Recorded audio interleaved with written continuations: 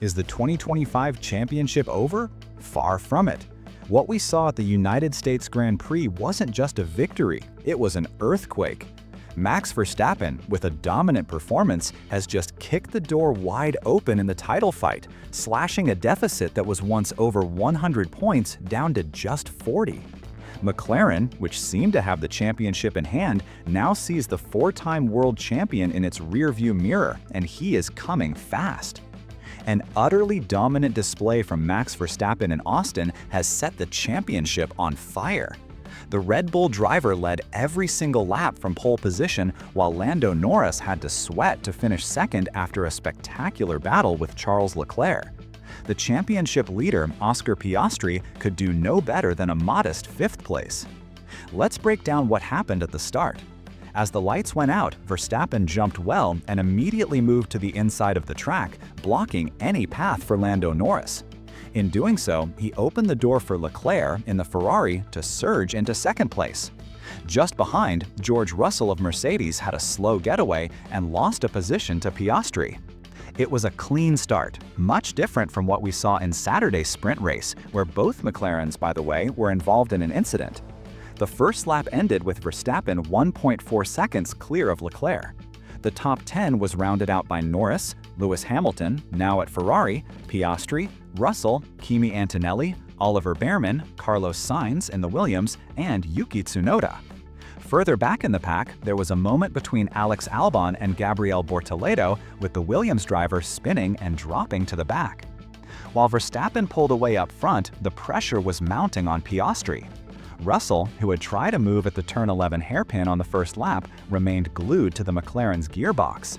But the big fight in the opening stint was for second place. Leclerc, who started on used soft tires, soon began to lose pace. By lap 4, he had Lando Norris opening his DRS behind him. With DRS on the back straight, Norris pulled alongside, but Leclerc defended aggressively on the inside at turn 15. This cat-and-mouse game between the two allowed Lewis Hamilton to close in on Norris's rear wing. On lap 7, the race was neutralized. Kimi Antonelli appeared facing the wrong way at turn 12. Moments later, Carlos Sainz stopped his Williams just before the main straight. The virtual safety car was deployed. The two incidents were connected. Sainz had dived up the inside at turn 15 looking for the overtake just as Antonelli was turning in. It was an optimistic move from Sainz, who was nowhere near alongside enough to have earned that space. The VSC ended at the start of lap 9. During that period, Norris lost a bit of contact with Leclerc, but the Ferrari driver's pace wasn't good. Piastri, in fifth, was also struggling, falling away from Hamilton and seeing Russell grow larger in his mirrors. The battle for second resumed on lap 15. Norris and Leclerc ran side by side from turn 12 to turn 15, with the Ferrari managing to hold the advantage. The problem was that this fight was already 6.5 seconds behind Verstappen, who was disappearing into the distance. Norris tried again on lap 19, but was forced to take the long way around and had the door firmly shut by Leclerc. In the process, the McLaren driver exceeded track limits, receiving a black and white warning flag, as it was his third infraction. But Norris was clearly faster. On lap 21, he finally made the move stick. With a better exit from turn 11, he used DRS and breezed past Leclerc before even hitting the braking zone for turn 12. By the time Norris was clear in second, Verstappen was already 11 seconds up the road. Worse for Leclerc, he immediately fell under pressure from his teammate, Lewis Hamilton. Ferrari, seeing the collapse of the soft tires, called Leclerc into the pits, swapping to mediums and clearing the way for Hamilton. This first part of the race made one thing clear. Verstappen was in another league, and McLaren would have to fight hard, not just against Red Bull, but against Ferrari to salvage important points. And the championship leader Piastri seemed to be in serious trouble. Before we dive into the tire strategy, the pit stops, and what on earth happened to Oscar Piastri this weekend, I need to ask you for something.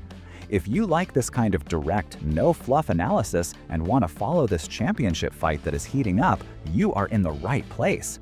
We here at Formula News USA live and breathe F1 and bring the discussion to you. If you're not part of our community yet, please click that subscribe button right now and hit the bell. It's the best way to not miss a thing. And of course, leave a like. This is absolutely crucial. The YouTube algorithm sees that this content is relevant and recommends it to more Formula One fans, helping our channel grow. And most importantly, comment below and let us know what city you're watching from. We love to see how far our content is reaching. Your subscription and your comment are the most important ways you can support this channel, and they boost this video more than you can imagine. The race then entered its middle phase, a moment of apparent calm but high strategic tension.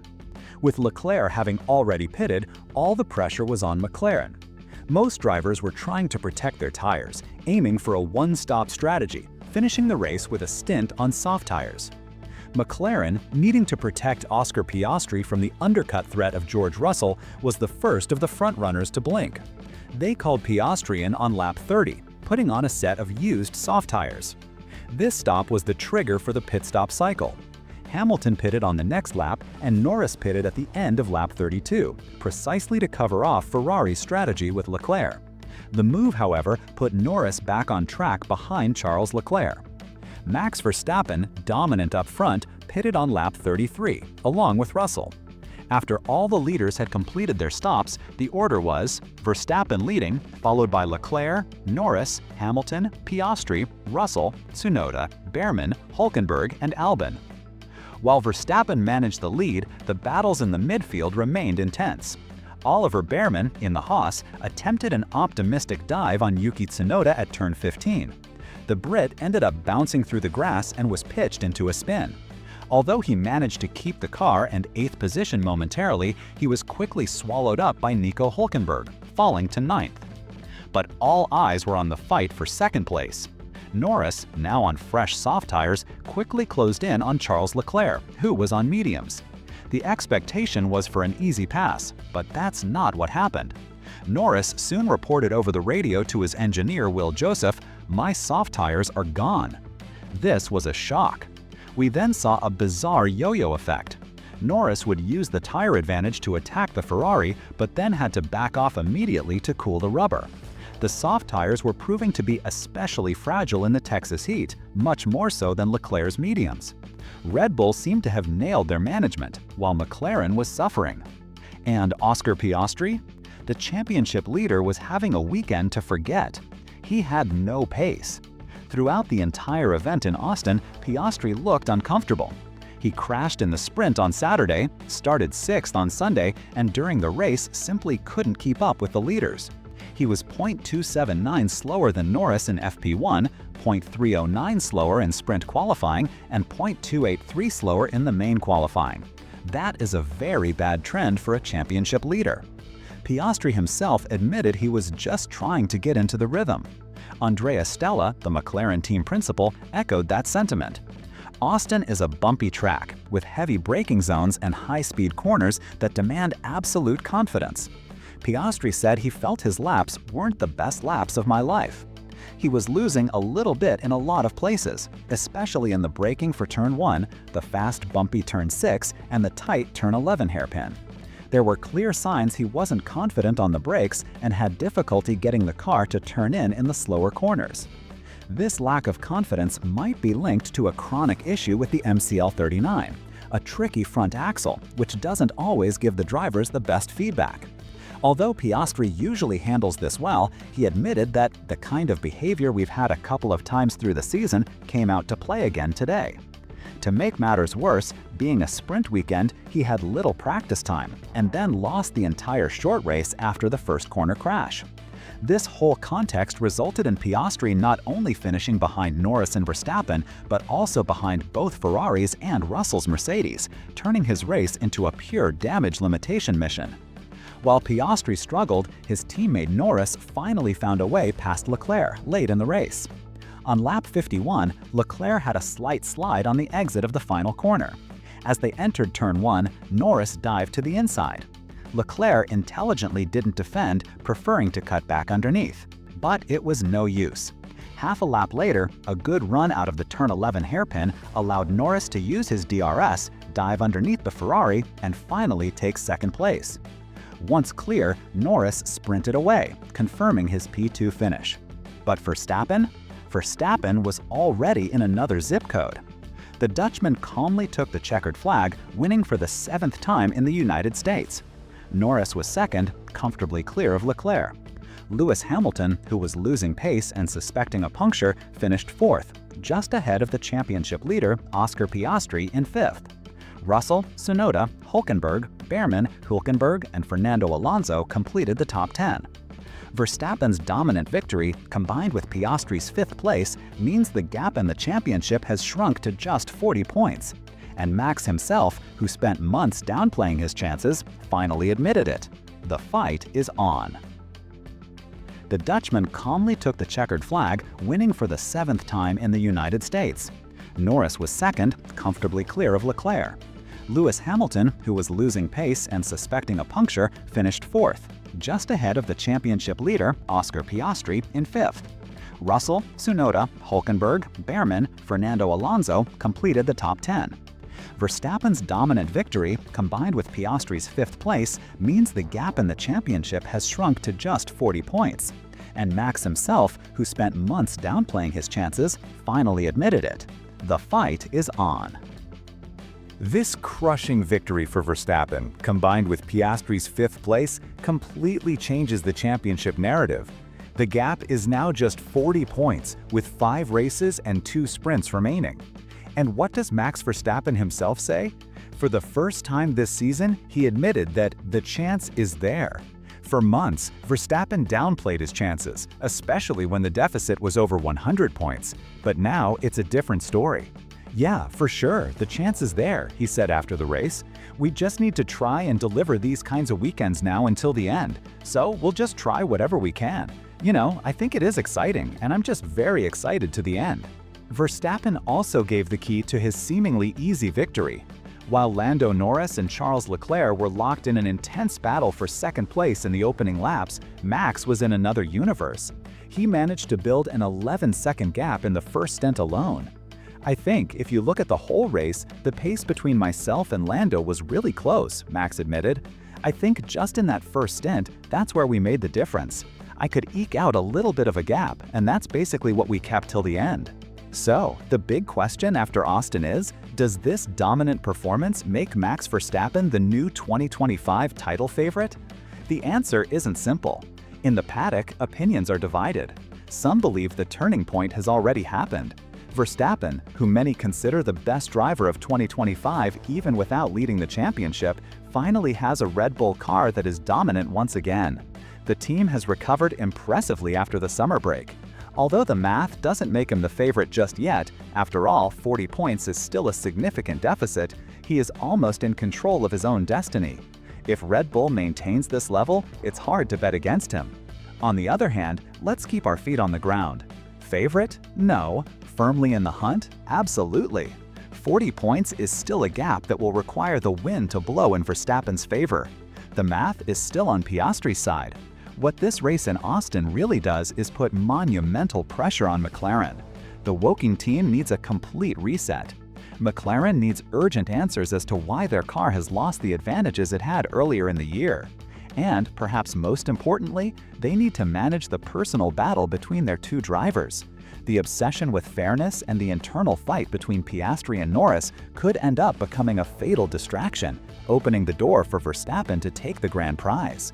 And speaking of Piastri, the championship leader now has a very serious problem. He's still in front, but Verstappen and his own teammate Norris are getting bigger and bigger in his mirrors. What we saw in Austin was Piastri making the best of a very bad weekend. He needs to regroup and arrive in Mexico next week at his absolute best from the very first practice session, make no mistakes, and try to score as many points as possible. The biggest problem for Piastri is that in this final stretch of the season, there are far more competitive cars than there were at the beginning of the year. Ferrari and Mercedes are frequently in the mix. This means that if he has a bad day, he doesn't just lose points to Verstappen, he can be overtaken by several other drivers, just as it happened in Austin. Frankly, McLaren and its drivers must be terrified right now. Verstappen is only 40 points behind in a car that looks, at minimum, to be a match for the McLaren. And this brings us to an interesting thought. Earlier this year, McLaren Racing CEO Zak Brown stated with 100% certainty that he would stick with his driver lineup, even if Verstappen were available on the market. It's an understandable position. It would be madness to say otherwise publicly when you have two talented drivers on long-term contracts. Piastri and Norris are capable of winning a title under the right circumstances. But the question is, what if Verstappen continues this climb and steals this championship? Will Brown and McLaren start to doubt whether they are lacking that elite, world-class driver to lead a project they've done such a good job on in every other area? What's clear is that Red Bull has taken a step forward. But how? What changed in the RB21 to make it so dominant again? So, what explains this shift in performance? Is the Red Bull-Verstappen combo officially the best in Formula One again?